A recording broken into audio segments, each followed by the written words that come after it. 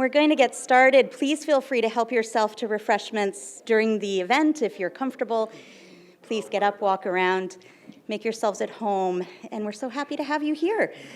I'm Laura Simoes. I am the Executive Director of the Naki S. Loeb School of Communications. We are a 24-year-old nonprofit school.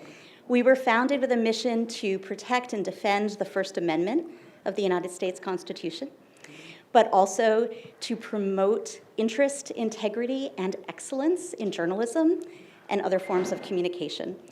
And we're so happy to have you here. We are the co-hosts this evening, along with our friends at the New Hampshire Institute of Politics here at St. Anselm College. You're here in their space right now. Ann Kamen, who is the deputy director here, I want to say thank you, is co-hosting this with me. She and I dreamed up this program last October, and it took us a little while to bring it to you today, including snowstorms and town meetings that got in the way, but we're happy to be here with you. I'm going to introduce you to our speaker this evening, Betsy Fisher-Martin, who knows New Hampshire well and tells me that she loves New Hampshire, which of course endears her to all of us. She also is known and much appreciated by the Naki S. Loeb School of Communications. She was instrumental in helping us with our 2005 First Amendment Awards event, which is an annual event, which we do right here in this space each fall, because her colleague, the late Tim Russert, was our keynote speaker at that event. And Betsy was the executive producer of the top-rated Sunday morning public affairs program, Meet the Press, which Tim Russert hosted. She worked there at Meet the Press for more than 22 years, and for those of you who are college students in the room, she started there as a senior in college as an intern. This was before she was promoted to an executive role at NBC, where she served as the managing editor of NBC News political programming and was responsible for the development and execution of network political coverage. She is an Emmy award-winning journalist, and she's here this evening as the executive director of American University's School of Public Affairs Women and Politics Institute. She has also founded her own consulting business, Fisher-Martin Media, where she specializes in providing media training for corporate executives. And she serves on the board of directors of Washington's International Women's Forum, the National Press Club's Journalism Institute. She's a life member of the Council on Foreign Relations and a member of the Young Global Leaders of the World Economic Forum. Leading our conversation this evening is Dr. Jennifer Lucas, a St. Anselm College professor teaching American government, women in politics, congressional politics, social justice, and campaigns and elections. And she oversees the politics department's internship program. So for those of you in the room who are looking for interns, another great reason to know Jennifer. And each summer, she serves as the coordinator for New Leadership New England, a 5-day summer training program for undergraduate women designed to educate, engage, and empower young women for futures in public service. Jennifer has worked and interned on Capitol Hill, in Washington, D.C., and in the Massachusetts State House, and was a research assistant for the National Journal. So Betsy and Jennifer, meet your audience. The accomplished people gathered here this evening serve their communities and the state as elected officials, nonprofit executives, former and current congressional staffers, state employees, staff and volunteers for organizations focused on education, the First Amendment, women's health and safety, housing, healthy aging, climate resilience, philanthropy, and more. And we are fortunate also to have gathered here students from St. Anselm College. Thank you so much for coming out this evening. I know it's a busy time of year. Some of you have assignments due. Some of those assignments are for Dr. Lucas. So thanks for being here. And we want to welcome Betsy and Jennifer to the stage. Thank you. All right. Can you all hear me? Okay. Welcome, everyone. Thank you so much. I have the wonderful job of just being able to ask questions, which is my favorite part of the job. So we're going to jump right into it. Basically, what we're going to do is Betsy's going to talk a little bit about some of the themes that came up during their survey, and then we'll have a little discussion about them, and then we'll move on to the next theme. And I promise that we'll save time at the end for audience questions, because it sounds like you all have really interesting things that you want to hear about, and I do as well. So I promise not to take up too much time. But we're really, really thrilled that you're all here. And I thought maybe before we jumped right into the survey results, if you want to talk a little bit about the Institute and why you decided to do this survey and what the goal was. Sure, thank you. It's great to be with you all. I love New Hampshire. Great to see some old friends here. My first New Hampshire primary covering was 1996. So I've been up here a lot, been in this room many times, and thrilled to be back with you all. So just to give you a little bit of background about the Women in Politics Institute at American University, and it's interesting because when talking about Meet the Press all those years that I worked at Meet the Press, I would always get the question, why don't you have more women on Meet the Press? And I was always very sensitive to that question, me obviously being a woman and a promoter of women. And the very simple answer was, and this is, late 90s, early 2000s, is the sort of people that we would have on Meet the Press, a news-making show, are newsmakers who are going to take a story and move it forward, like presidential candidates, committee chairs, leadership, governors. And there weren't a lot of women in those positions. And so it's interesting kind of coming full circle in my career where I'm now running an institute on women in politics, which I feel very strongly about, because our mission is really to close that gender gap in political leadership and elect more women to office. And we are a nonprofit and nonpartisan institute as well. We do a couple of different things at the university. We do a lot of academic courses about women in politics that our undergrad and grad students can take, and if they take X number of them, they can graduate with a certificate in women in public policy leadership. We do a lot of programming and events, just like you all do here at the IOP, talking to women leaders. And we do some research. We do a Saturday morning newsletter called the We Lead Reader, all about women in politics. It's like a summation of news throughout the week about women in politics, only because I, as a consumer, wanted to read something that had a compilation of news about women in politics, and it didn't exist. So I said, let's do it ourselves. So I have several grad students that work on that each week with us. And then kind of to put our money where our mouth is, we do a campaign training program that's called We Lead for young women who want to run for office.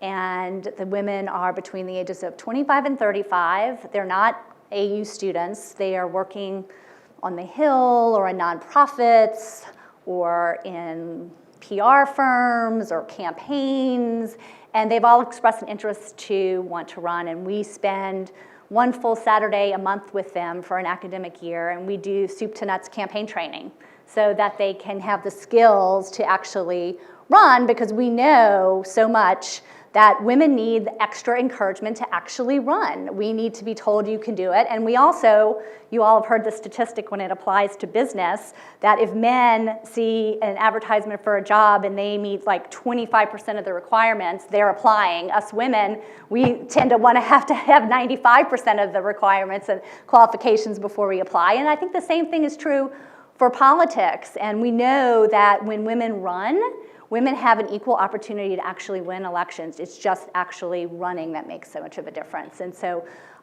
we are proud to do that program as well. And then on the research side of it, we are partners with a terrific organization called the Barbara Lee Family Foundation. We came together on this project several years ago called Gender on the Ballot.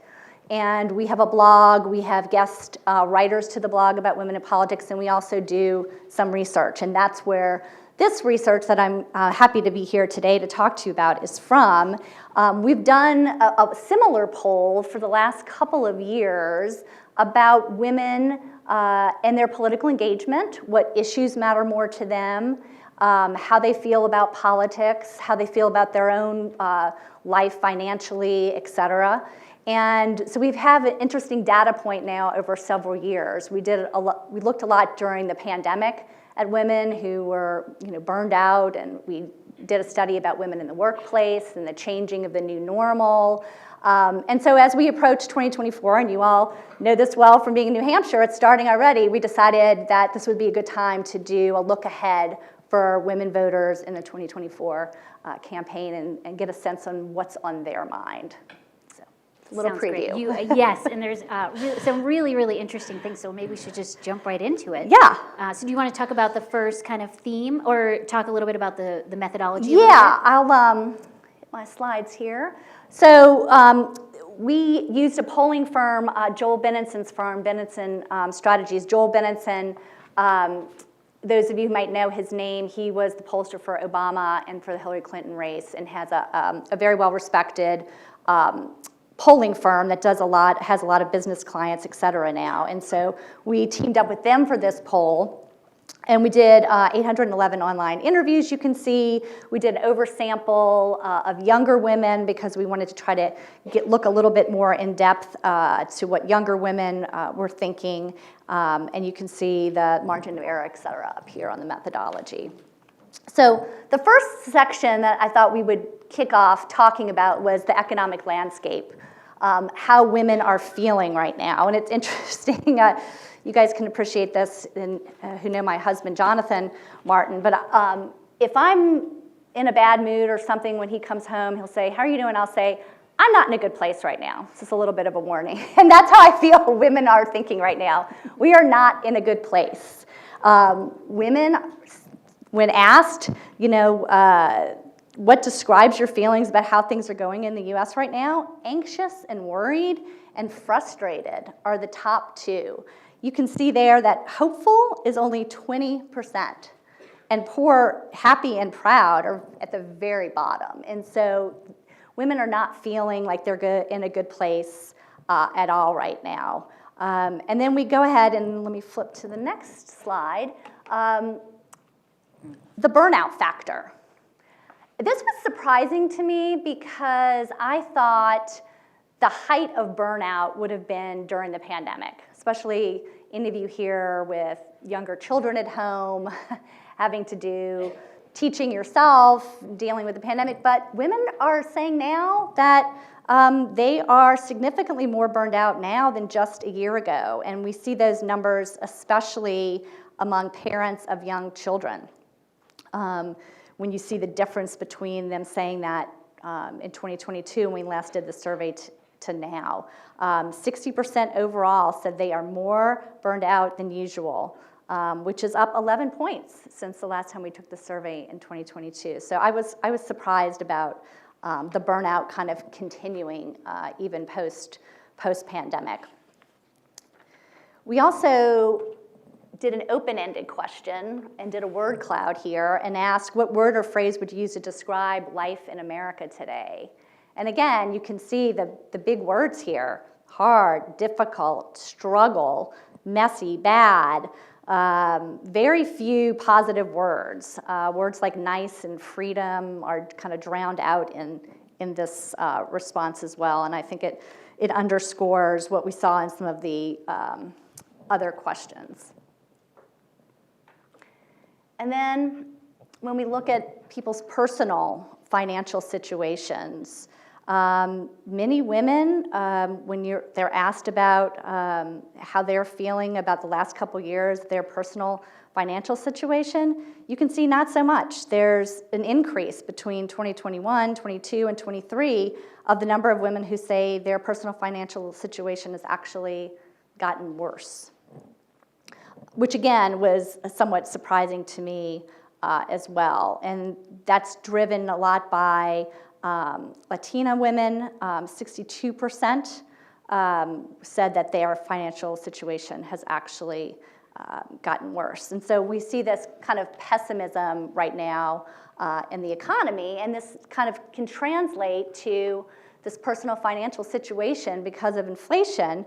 We asked what women are doing because of inflation. How has it impacted their spending, their daily lives? And a lot of them, nearly half, say that they are actually cutting back on necessities like groceries, using their AC less, Of course, the easy one that everybody does when they're minding their financial situation is cutting back on restaurants.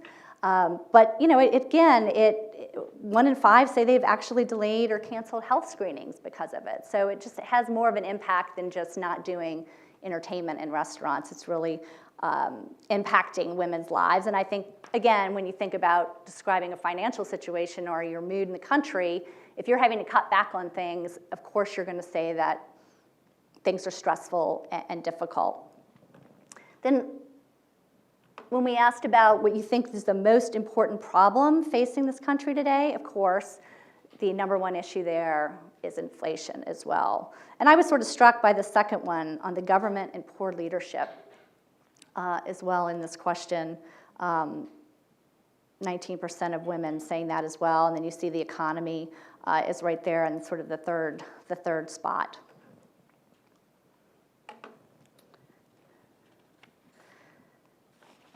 Then when we look at issues that women care about when they are trying to decide who to support, who to vote for in upcoming elections, you still see the economy right there as the number one issue.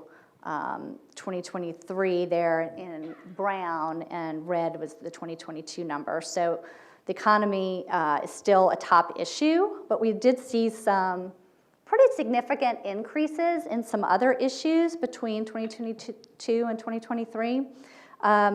Most notable, I think you can see abortion has doubled, and that's not too surprising after Dobbs. And then you also see guns has more than doubled as an issue that women are thinking about when casting their vote, and also healthcare has increased as well. And then, speaking of reproductive rights and abortion, we did ask a couple of questions about abortion, but you can see in this one, majorities believing that abortion should be available and or the government should be kept out of those decisions. And you can see that's pretty consistent among the different demographics. Of course, you see a difference there in the Republican vote, and you see a difference in rural people who are from rural areas, and then, of course, much more of a pro-choice component among college-educated women as well. So that is just a brief overview of women not feeling like they're in a good place. And we were talking with Laura ahead just beforehand, and the issue of the kind of second shift came up, which is the kind of sociological term for women doing additional, more than their share perhaps, of the housework and childcare and things like that. And it strikes me that, especially related to, you mentioned the pandemic, I wonder if those are sort of related in some ways, that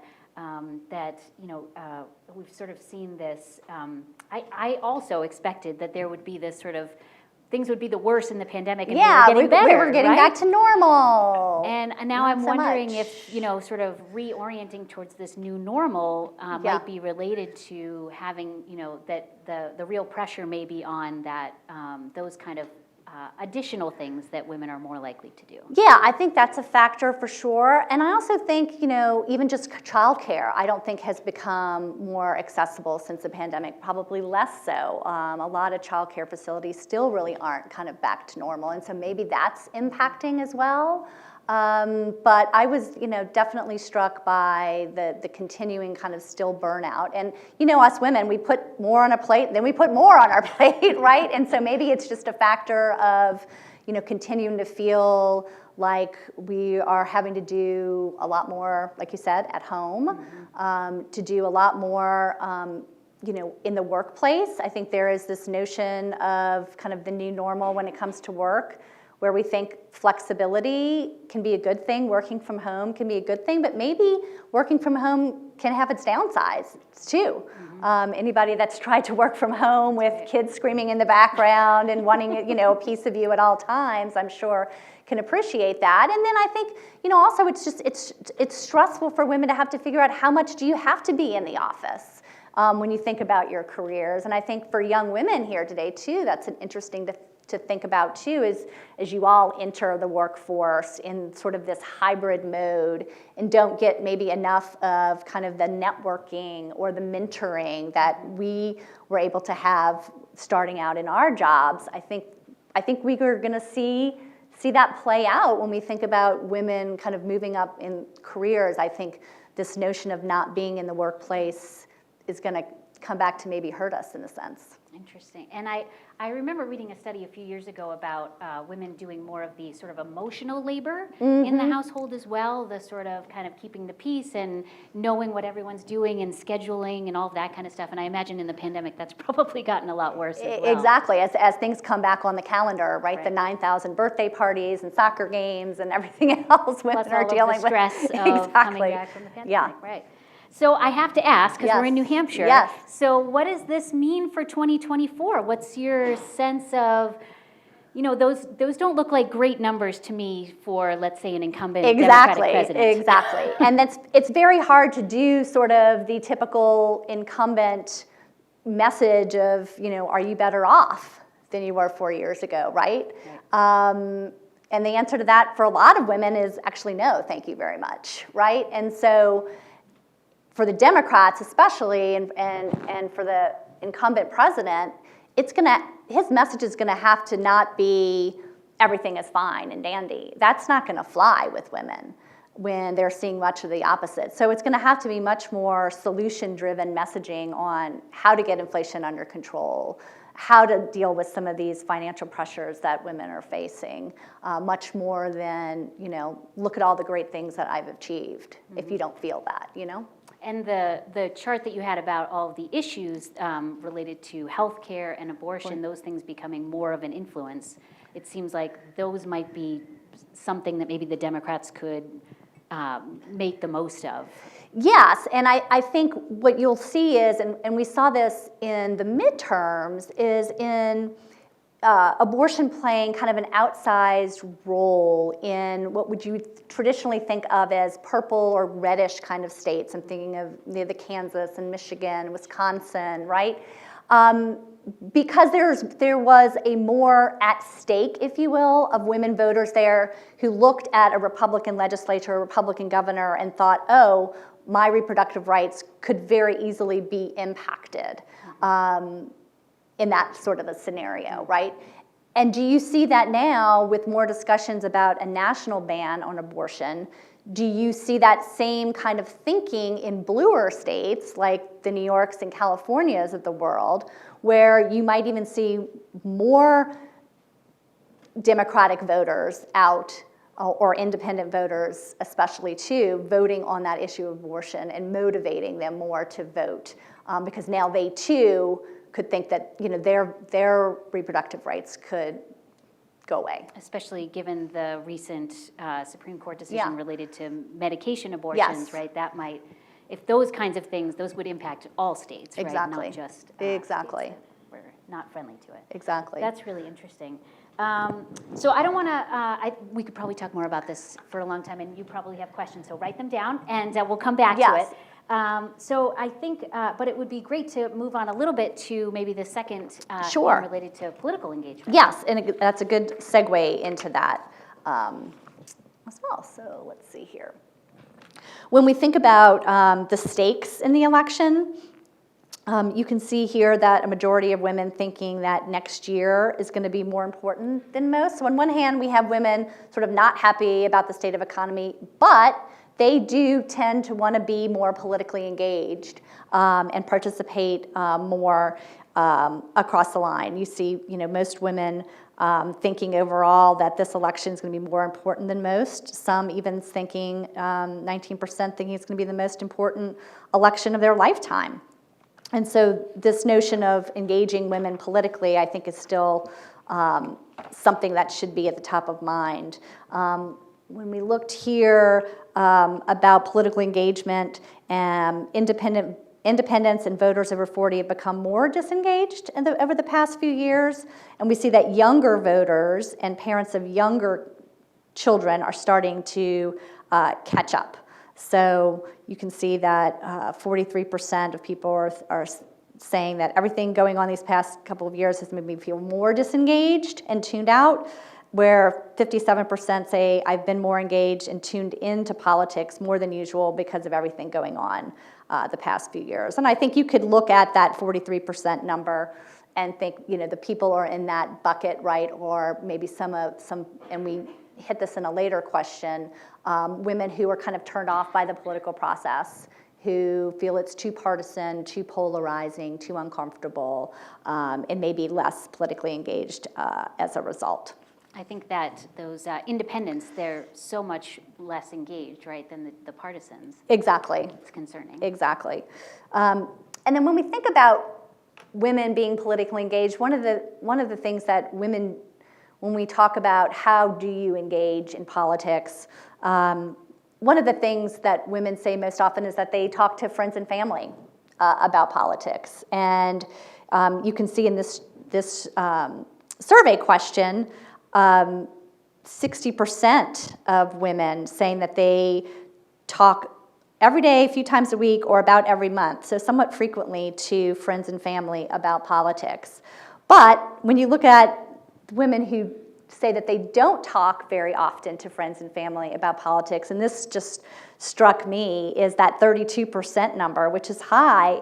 And the reason why they don't talk to friends and family is because it's too uncomfortable and too confrontational. We've all had that nightmare Thanksgiving dinner recently over the past couple of years, right? Where you can't bring up certain topics. And so I think this impacts women in a significant way because that is a way for us to engage, but things have become so polarizing and so uncomfortable within friend sets and families that it's something that some women are just avoiding altogether. Just to add to that, I don't want to interrupt, but No. I think it's, that to me is really interesting, and there's a fair amount of psychological literature about sort of women being more risk averse, and I was thinking about this in relation to your previous one about issues. I mean, if women care about abortion and guns and healthcare, those are things that maybe are uncomfortable to talk about with people that you maybe don't know all that well, or you don't maybe want to strike up a conversation with someone about that, not knowing how they might react. Yeah, it's interesting because those are kind of motivating factors, and maybe factors where it's women can try to involve others and form groups and do protests and voter drives and all of those kind of things, but maybe in a little bit of a safer space, not necessarily converting other voters, but mobilizing people that feel the same. And maybe that's the way that we're going to see more women engaged, is kind of in that space of not having to persuade voters, but to more mobilize people that agree with them. So more in some consensus respects. building Exactly. than, sort of Exactly, conflict. Yeah, exactly, that's really exactly. Then we also wanted to look a little bit about distrust and information and get a sense of various entities. We asked whether you trust information coming from various entities, social media sites. You can see not very much trust there. Total distrust, 73% of women totally distrusting social media. That's not all too surprising. National news organizations, 46% total distrust, 57% of Republicans distrusting national news organizations. You see, down the line there, local news is a little more trustworthy. The CDC, FDA, still we see high distrust among Republican women of those institutions, obviously left over from the pandemic. And high trust in women in elected office. That gap well. between men in elected office and women in Yes, elected office is a difference. really interesting. Really Yeah. is, yeah. And then we also wanted to dive a little bit into distrust of elections and national elections and local elections. And we saw a very high degree of Republican women expressing distrust of how elections are run and the results of elections. And I think, you don't have to look much further than what we've been witnessing out of Fox in the Dominion lawsuit to see that that has translated into this really high level of distrust that Republican women have in national elections. Can I just jump in on this? So I just have a question. So this is tapping into, so the election officials that are running these elections, though, are the same people. So this is really about trusting my local officials versus all the other local officials in other places. Is that? I think it comes down to sort of where we sort of nationalize this component of an unfair election, that it's rigged in such a way. I don't think people are thinking city council position is rigged, but I think what we saw come after the election 2020 is that notion of the national. Right. But it's interesting because they're all on the same ballot. Exactly. So, which was also in 2020 how we would say, hey, wait, if you think that the election was rigged and your member of Congress was elected and that's okay, but the president didn't quite go your way, how do you explain that? Yeah, no. Same set of ballots. Exactly. Okay. I just want to make that Exactly. Exactly. And then to that other point about women leaders that jumped out there as being more trustworthy on a lot of issues, we kind of ticked off some issues here and wanted to get women's thoughts about trusting women leaders on these issues. And you can see that when it comes to issues like childcare, issues of reproductive rights, paid family leave, large percentages of women say that they trust women more to actually legislate and make decisions on those issues as well.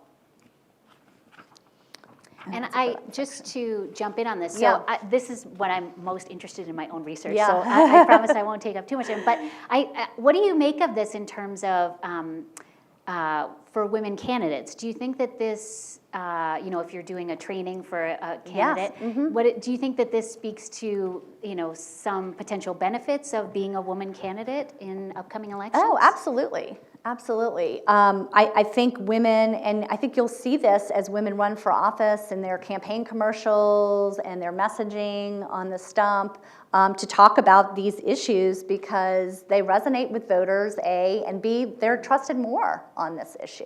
Right. And, I think especially, on the issues that really speak to women, right? Yes. I think that have an outsized impact on women. Definitely. at the Family top. leave, reproductive rights, childcare, those definitely jump out. And is it your sense that that this is more about voters kind of stereotyping women candidates, or do you think that the women candidates themselves sort of see these and kind of play up those strengths or frame their candidacy in certain ways? Do you think that it's sort of one more than the other? I don't think it's a stereotype as much as I think it's just a relatability component. When and I think we've seen this over the past several years of women candidates really trying to be more authentic and kind of embrace whatever notion of their existence is real and talking about in real terms some of these issues that are important and why they're running. And most women are running for office because they want to solve a problem. Most men are running for office because they want to have a new title. I think women want to run because they want to solve solutions. And I think when they can speak firsthand about an experience that they had in the healthcare system, an experience that they had on the issue of abortion, experience that they had about childcare, I think that resonates with women voters in a real way, and that authenticity is there. It did strike me, though, that I'm wondering if a Republican woman candidate might look at this list and not necessarily find it as hopeful. Because a lot of these play, I think, more to Democratic strengths than they do to Republican strengths. Yeah, and I think that's also why you don't see as many Republican women talking about gender as much as you maybe do among Democratic women. And I think some of that is in a future slide too we can Right. allude to as well. Maybe we Yes. should jump Yeah. into the next section. We can there. jump That's in there. A good segue. We did ask a number of questions about women in political leadership.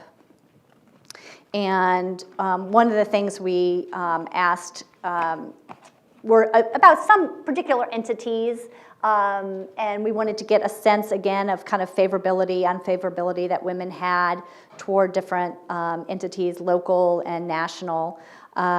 You can see here that favorable opinions of local police departments, their school systems, their local officials, their own state governor, their local school board, and then you see, higher unfavorable ratings for President Biden, anything that gets super political. Kamala Harris, the Supreme Court, Trump, Republicans in Congress as well.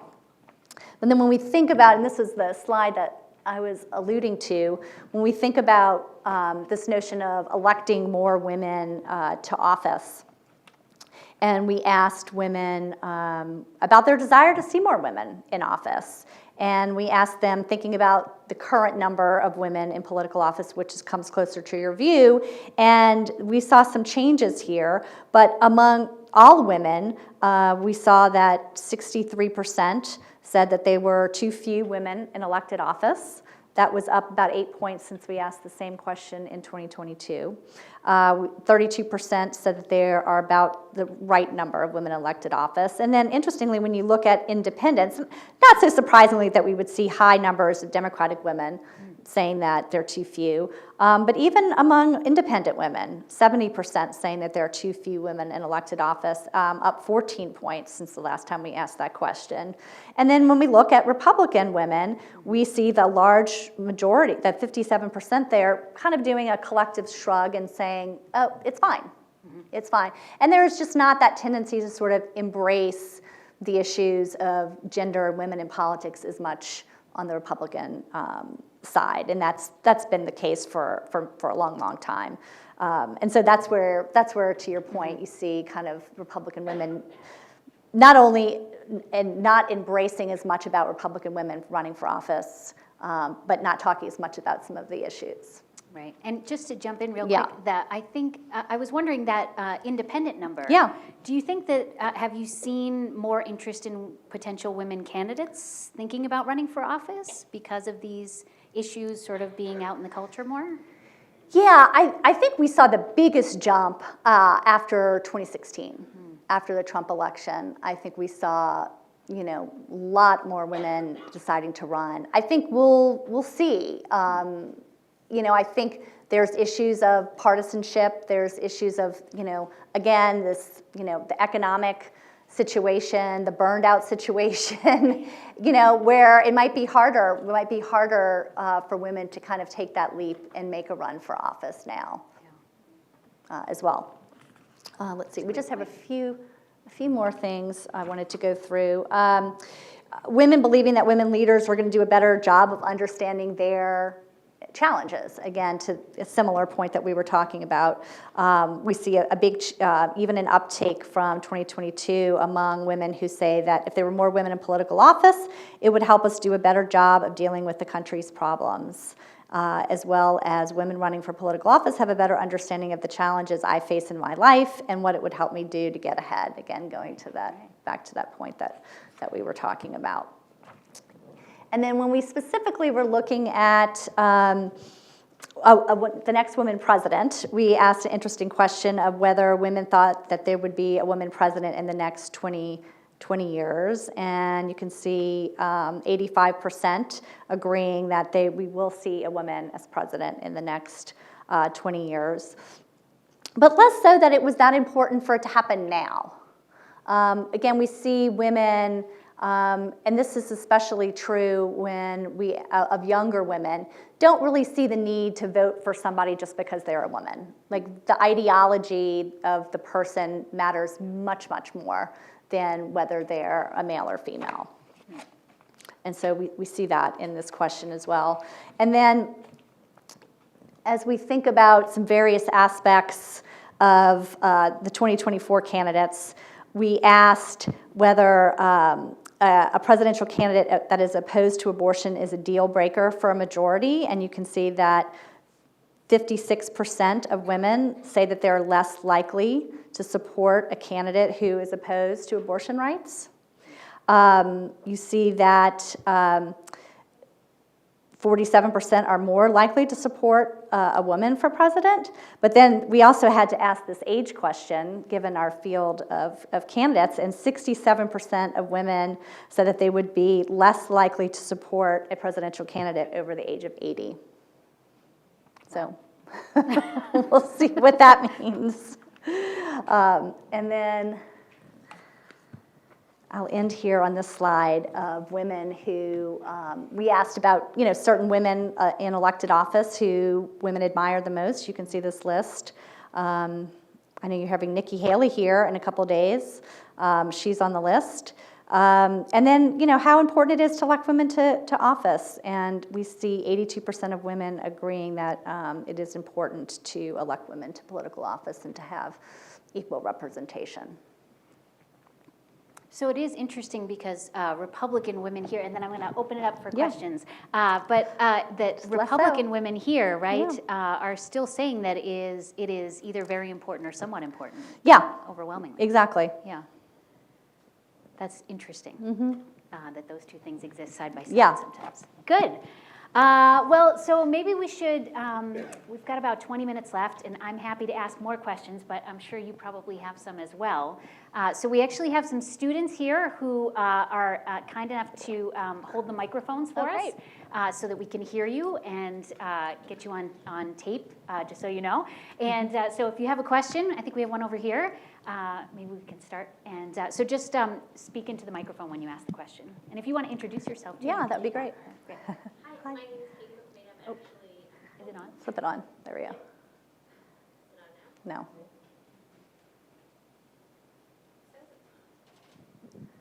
Hello, hello. There we go. Got you. Hi, my name is Katie McQuaid, and I am a member of the NHIOP School of Communications. Yay. And I'm wondering, what are the biggest barriers to women getting into politics? And do you see a difference in the age that women get into politics? We talked about women and burnout, and I think the word that we're looking for is mental load. Women in relationships, we do take on that mental load more than men do. And do you see women getting into politics later, maybe after their kids have grown, and missing out on some of those opportunities before then? I think there's a couple of factors. I think the time issue is a real one, to get to that point. I think the nastiness of politics is a big one. I think especially when we think about online harassment that exists so much now, that for women to put themselves and their families in that situation, and actual physical violence as well. I think that can be significant. And I think when we think about financial, most people don't realize, but when you think about elected positions like state legislatures in many places are part-time, and women, sometimes it's hard to afford to take a job that pays, a part-time job that pays, in some cases, $12,000, $14,000 a year. To take a job like that, the people that can afford to take those kind of jobs are typically older, more established, and probably male. And that women who are relied upon to not only do things for their families, but have an income as well, it's hard to take that hit and to be able to take a job like that when the pay for some of these, as we would think, the kind of elected positions that you would think, are kind of the stepstones for a higher elected office, like a governor or presidential candidate, can sometimes just be economically not feasible for women. And so I think those are kind of the top three that I hear anecdotally, and then I think you can see in different surveys as well. I think some things have gotten better. I think fundraising used to be a big, women can't fundraise as well, or I don't know how to fundraise. I think women are overcoming that in a big way and are having a lot of success in raising money, and there are more groups out there that are supporting women candidates on both sides, Republican and Democratic, that can try to help women get through some of this primary process. And so maybe that's one thing that I think is a less of a factor than maybe it used to be. And we mentioned before, I think, underestimating qualifications, right? Of course. Thinking of yourself as less qualified, even though you might be just as qualified, right? Exactly. And in fact, I don't have a slide on it in this poll, but we have also asked the question about when we think about being politically engaged, what sort of prevents you from doing that as well. And we see lots of reasons for that in the same kind of thing there as well. Right. That's a really great question. And I do think, my sense is that it was the case 20, 30 years ago that women were much older when they ran for office, Yes. but that number has come down, I think, a little bit in terms of I don't think women are putting off running for office quite as much as they were before, because I think it's become a little bit more normalized that you can, sort of have a child while you're in office, and but it is although we still have we had our little graduation the other day for our campaign training program, and one of the women who spoke to us was a city council person, and she said when she first ran for office, she got the question, and another speaker who's a former member of Congress also got the question of when they were campaigning with young children, who's watching your kids? That still exists, believe it or not. I'm not surprised. Yeah. Good. Any other questions? I think we have some over here.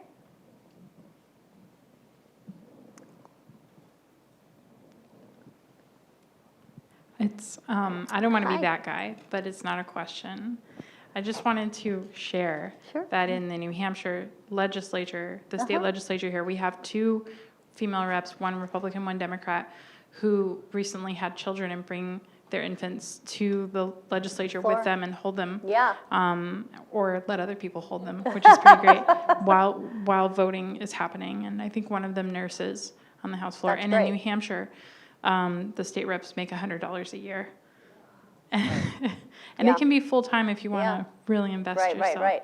But 20 years ago, you wouldn't have seen that, right? In terms of having kids. And we even see that in political campaigns, too. I remember several women who were running in 2020 were doing campaign ads in their minivan, with kids in the back seat. And, speaking of authenticity, like, this is my life. I'm a mom of 3, and I'm running for office, right? Right. That's a really interesting point, and that's a hopeful story. Yes, actually. exactly. So that's great. Thank you Although for sharing I don't that. think it was all that long ago that the women in Congress, they had to actually lobby for a bathroom Yeah, that was closer to the floor. exactly. Yeah. Good. There's another hand over here.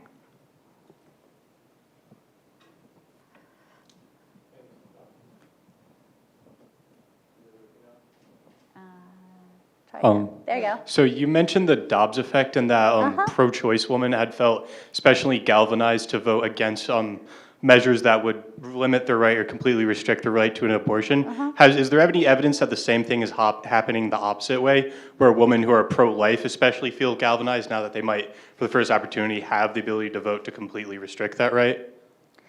I think certainly if that is Republican women, can feel galvanized about that component. I just think that there's less of them. And so you don't see the numbers as much as you would see among Democratic women. But certainly, as pro-life Republican women probably feel just as strongly, right, as their counterparts on the other side. It's just that there's not as many of them as that they are on the other side. One thing that I thought was really concerning, not to be the political science professor, but the low numbers of trust in the Supreme Court, that struck me as something that, might be a potential source of crisis of legitimacy in terms of our broader democracy. Exactly. But not surprising, right? Right. Given what we've seen. Right. To a certain extent. Yes. Yeah. Oh, why don't we go over here? Hi, yes. Hi. My name is Sharon Monroe, and I'm a volunteer with AARP in voter engagement in the great. Capital City Task Force. So welcome and thank you for your Thank you. presentation. So you mentioned the monthly newsletter. Is that available like to the public? Oh, or- yeah. Yeah. Is there? Can we get how to sign up for that? Yeah, The if you go to our website, it's the Women and Politics Institute at American University. There's you should see a link for, it's called the We Lead Reader. It's called. Thank you for the plug. This was not a plant. You beat me If to you it, have any Sharon. I was problem- going to ask at the end. If you have but- any problem finding it, just send me an email. My email's on there, or Twitter, or whatever, and I'm happy to sign you up for it. Or if you have a card, I'll take it afterwards and sign you up myself for it. Yeah, and we are actually, speaking of AARP, we are getting ready to do a program with the Institute and AARP in a couple of weeks about the economic power that women over 50 have. So there should be information on our website in the next couple of days about that you might be interested in. Yeah, from some of the great research that AARP is doing on that topic. So thank you. This gentleman had questions. My name is Harry Kimball. I'm also AARP. Yay. I personally would love to see more females running for office, as long as they're not like Margaret Taylor Greene. But the question that I want to ask you is, a lot of things were done in the last Congress. Infrastructure, climate change, and there's a number of things that are going to not take effect until next year or the year after. I think our future is rosy. Why does it seem to be that people aren't taking that into account? I think it's just the personal impact of every day when you go to the grocery store and you're paying exorbitant amounts for food and you see your bank account dwindling and it's costing more to do activities that you would normally do. I think it's kind of a human reaction. Like we don't have really, no one's thinking, but all of this passed and in a couple years it'll be better. They're just the impact of the here and now is just so real that it's hard for, I think, people to kind of think beyond that. But we do know that women, not only do they feel the pressure, but they are pessimistic about change happening in the future. They're pessimistic about things getting better.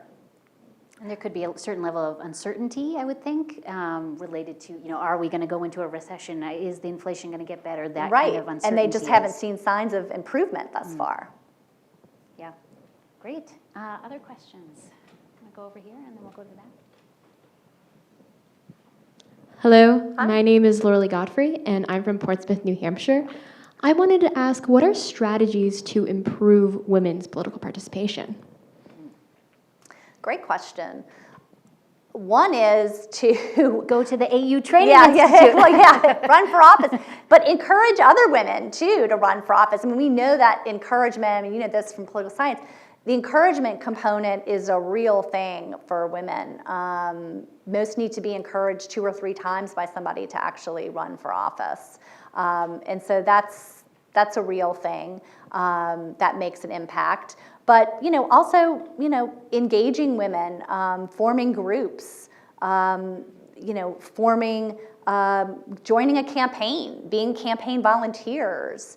Getting together with other women to advocate for change is definitely a motivator in many respects. But that encouraging other women, I think, to run for office makes a big difference. And then I also think, the power of seeing other women in elected office has a multiplier effect.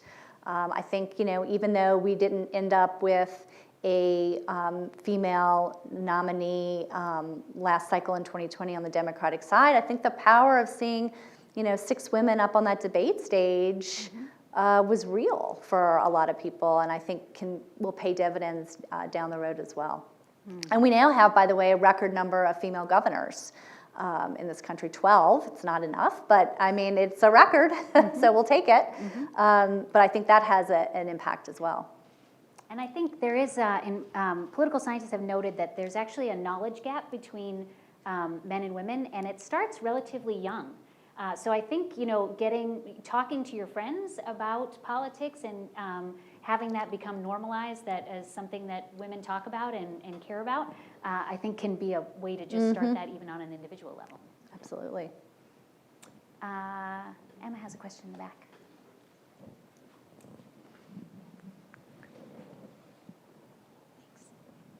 Is this working? Okay. My name's Emma. I'm a senior politics major here at St. Anselm. This is kind of a specific piece of data on your slide, but the one where it said that a lot of people want to see a woman president within the next 20 years, but a significant number less can see it in 2024.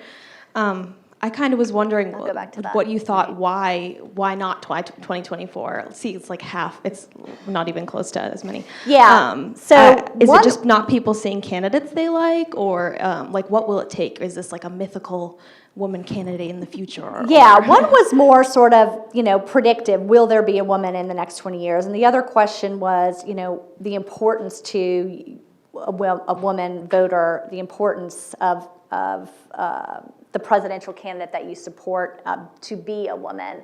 And I think you hit that when you said, we don't see a lot of women out there right now running. We see, I guess Nikki Haley on the Republican side. We don't see a Democratic primary right now, with the exception of Marianne Williamson maybe, right? But I think that there's not a lot of women sort of on the horizon. And I also think, again, we're in a situation where I think voters, women voters in particular as well, they are going to vote on their ideology. It's much more important to them to, for example, on the Democratic side, to support somebody who they think can defeat a Donald Trump again, right? You see us, we actually vote like political scientists in many ways, right? We're our political pundits. We think, okay, who are we going to support? Well, we're going to support somebody that can win in the fall because there's a lot at stake. And so there's less of a inclination, I think, to be as specific on the issue of a woman running for office than having somebody that, depending on your ideology, can win in a general election. So that 57% who want to support a woman in 2024 among 18 to 25-year-olds? Yeah. That seems hopeful, though, that younger people It's important. Thinking that it's an important goal. Mm-hmm. It does. I guess the problem potentially, though, is that myth of progress, that you just sort of assume that it will happen at some point, but you don't actively do anything to make it happen. Yeah, right? yeah. Or that we need more women to be in the field and to run. Right. So we have 5 minutes, so probably one or two more questions, right in the back there. Hi, Marilyn Hoffman. For those of us who work on campaigns, you had some figures on independence, and it looked promising for more progressive side of independence. I don't know if you have any feeling of, when you talk to independents, if they're really more Republicans than Democrats, or, because a lot of them actually are something, but they register as independents. Yeah. And when we work on campaigns, the two parties tend to focus on people in their own party and not reach out enough to independents. But it looked like, at least for the Democrats, it might be a really important step to reach out to independents and identify those voters who might be sympathetic to Democrats this year. Yeah, do you have any feel about independents? Well, that's a great question. I think in a lot of the data that we saw when we talked about issues and way independents felt, there was definitely much more of a skew toward Democratic policies among independents than we saw toward Republican policies. And so when you think about, persuasion or messaging to kind of that middle, I think there is kind of a built-in issue advantage right now, especially when we think about abortion being, I think, chief among those issues. And maybe as the campaign progresses, as somebody mentioned before, that we'll hear more about some of what the Biden administration has done, and they'll make the case to independents about what they've accomplished already. Exactly. To some extent. Good, yes, I think we met one more in the back. Hi.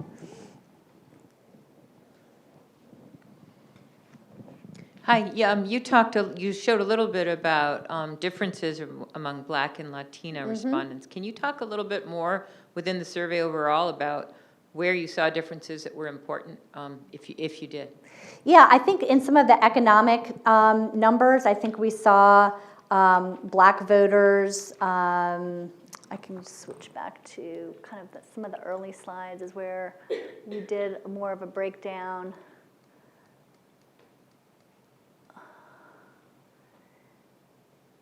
Here on, the issues of burnout among Black voters, 19%, 19 points up from 2022 of feeling more burnout. And I can't explain the Latina number as being much less. I don't know why that is. I don't know if you have any thoughts, Jennifer, on why that's sort of a less of a flip there. It could be, I don't know. I don't know why that is, but that's one area where we saw more of a difference among Black voters in some of those crosstabs that we looked at. Here also on that reproductive rights issue, we saw more of an inclination to kind of personally be against abortion, but not believing that the government should prevent someone from making that decision for themselves. That number's jumped out there as well. So those were the main two that we saw. Interesting. Okay, well, we're actually right about 7 o'clock, so I'm pretty impressed that we stayed on time. Well, thank you so much for the terrific questions. A round of it's applause for wonderful our to be here. fabulous Thank speakers. you. And all these slides are on our website, on the Gender on the Ballot website as well, if anybody wants to look more in depth to them. And we want to thank all of you very much for coming. Please grab another cup of coffee on your way out and have a good night. Thank you.